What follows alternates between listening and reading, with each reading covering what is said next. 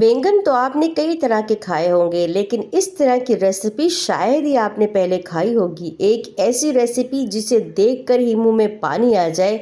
तो चलिए जी, इसको हम स्टार्ट कर लेते हैं। बिस्मिल्लाहिर्रहमानिर्रहीम। सबसे पहले यहाँ देखिए जी, मैंने बैंगन ले लिए हैं। मैंने तकरीबन आधा किलो बैंगन लिए हैं।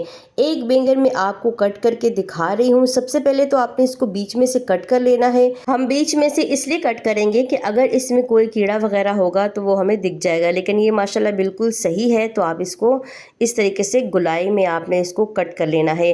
हर एक चीज़ को आपने स्टेप बाय स्टेप फॉलो करना है। और अगर आपको रेसिपी पसंद आए तो फ़ौरन मेरे चैनल को सब्सक्राइब कर लीजिएगा, साथ में बेल आइकन को प्रेस कीजिएगा ताकि नेक्स्ट टाइम ऐसी मज़ेदार वीडियो जब भी अपलोड करूँ आप सब बहन भाइयों तक पहुँच जाए। वीडियो हमारी बहुत ही ज़्यादा शॉर्ट है, सिर्फ़ और सिर्फ 10 मिनट में आपकी ये रेसिपी तैयार हो जाती है। ज़्यादा टाइम भी नहीं लगता और जायका और मज़ा इतना ज़बरदस्त है कि जब आप बनाएंगी ना तो फिर आप खुद देखेंगे कि कितनी ज़बरदस्त रेसिपी है। यहाँ देखिए, आधा किलो मैंने बैंगन ले लिए थे। उसके बाद इसके ऊपर हमने हल्का सा जो है वो नमक डाल देना है।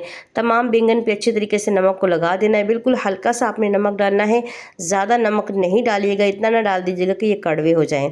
ठीक हो गया जी। यहाँ देखिए माशाल्लाह हमने नमक डाल के रख लिया है। अब हमने करना है इसको फ्राई।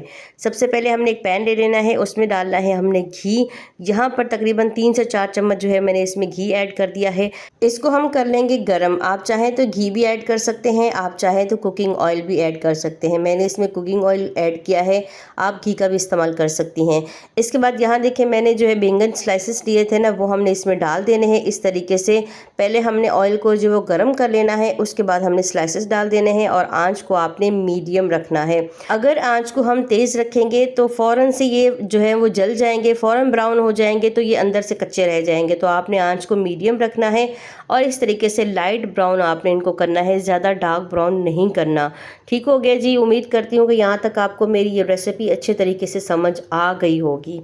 अच्छे तरीके से हमने इनको दोनों तरफ से लाइट ब्राउन कर लेना है।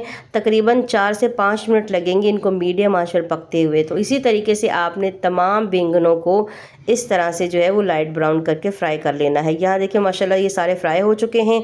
इसके बाद उसी कढ़ाई में जो बचा हुआ घी था उसी में मैंने यहाँ पर डाले हैं 2 मीडियम साइज़ के प्याज चॉप किए हुए और 1 चम्मच भर की डाला है अदरक लहसुन का पेस्ट।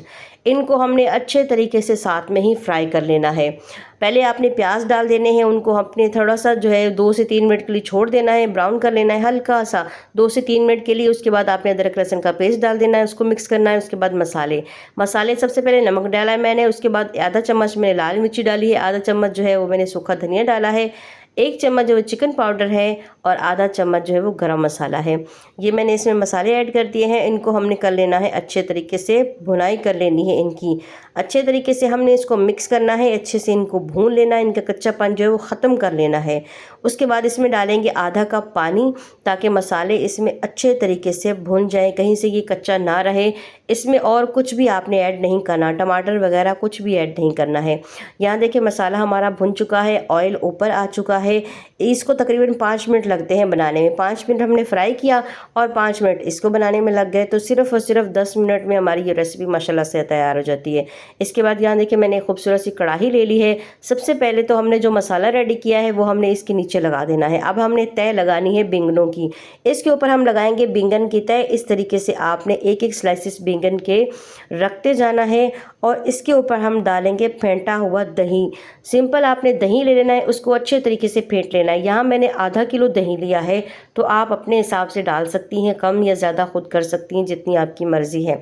इसके बाद यहाँ देखिए हमने क्या करना है, दही की जो ऊपर है इसकी लेयर लगा देनी है। सबसे पहले आपने मसाला लगाना है, उसके बाद आपने बैंगन रखने हैं, उसके बाद आपने दही रखनी है, फिर दोबारा से आपने उसके ऊपर मसाला लगाना है। इस तरीके से जो मसाला हमने रेडी किया है ये देखिए इस तरीके से, और दोबारा से हम इसके ऊपर एक बैंगन की तय लगाएंगे इस तरह से, और दोबारा से इसके ऊपर दही लगा देंगे। तो उम्मीद करती हूँ कि ये आपको चीज़ स्टेप बाय स्टेप अच्छे तरीके से समझ आ गई होगी। ठीक हो गया जी। अब यहाँ देखें ये लास्ट वाला सीन है। इसके ऊपर देखें मैंने एंड के सीन में क्या किया है, दोबारा से अच्छे तरीके से मैंने मसाला लगा दिया है, जो मसाला मेरा बच गया था। उसके बाद मैंने इसके ऊपर इस तरीके से बैंगन रख दिए हैं। ये देखिए इस तरह से तमाम के तमाम बैंगन रख दिए हैं और दोबारा से मैंने इसके ऊपर दही का जो है वो छिड़काव किया है। अच्छे तरीके से दही इसके ऊपर मैंने लगा दी है। उसके बाद जो हमारा ऑयल बच गया था मसाले का वो हम इसके इसके ऊपर हमने इस तरीके से जो ऑयल बचा हुआ है वो हम इस तरह से डाल देंगे। इसके बाद आपने इसके ऊपर खूब सारा हरा धनिया ऐड करना है और यहाँ देखिए मैंने ले लिया है 1 चम्मच में कुकिंग ऑयल, इसको मैंने गरम कर लिया है और 1 चम्मच मैंने इसमें डाल दिया है ज़ीरा। जब ज़ीरे का कलर लाइट ब्राउन होने लगे तो आपने इसके ऊपर जो है इस तरीके से तड़का लगा देना है। बहुत ही मज़ेदार रेसिपी है, आप खुद देखिए कि कितनी ज़्यादा यमी लग रही है और कितनी ज़्यादा मज़ेदार लग रही है।